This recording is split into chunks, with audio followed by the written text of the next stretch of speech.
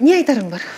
Не істейміз? Тоқтатып тастаймыз ба осы жерден жұптық өмірді, жоқ әлде тағы да бір шанс берем дейсің бе жігітке? Жоқ, назатын ұмыт кетіп бара жатырмын.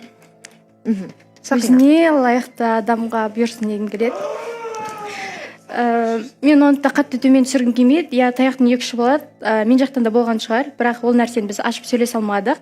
Ол нәрсеге өкпем жоқ, ренішім жоқ. Өмір енді.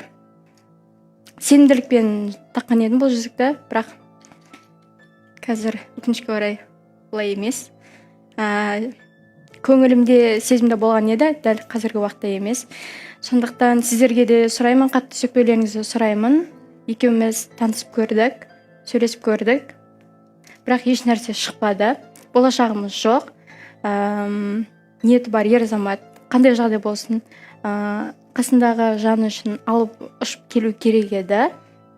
Бірақ мен оның тарапынан ондай нәрсені сезбеген екен, мүмкін қазіргі уақытта тоқтатқаным дұрыс. Мен өзімнің болашағым үшін, ол кісі өзінің болашағы үшін.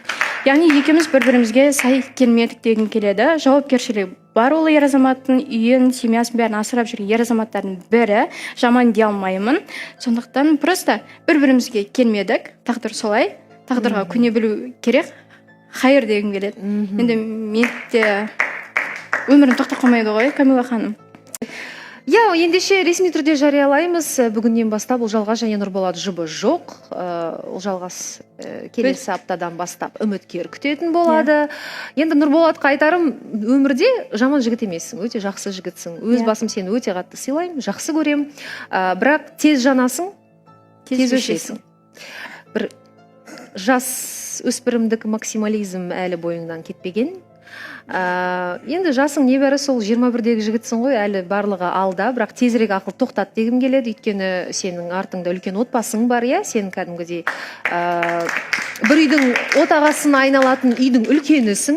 Сондықтан жаңағы достармен кешке қыдырып кету деген әңгімелердің бәрін жиыстыру керек сияқты. Ұлжалғас үшін бұл қатты бір ойбай өкінішті нәрсе болды деп айта алмаймын. Онда тұрған ештеңесі жоқ, әдемі таныстық болды. Ешқандай айқай шусыз аяқтап жатсың. Бірақ Нұрболат үшін бұл бір үлкен, орысша айтқанда, потеря. Нұрболат, мынандай алтын қызды жоғалтып алғаныңа өкінетін сияқты.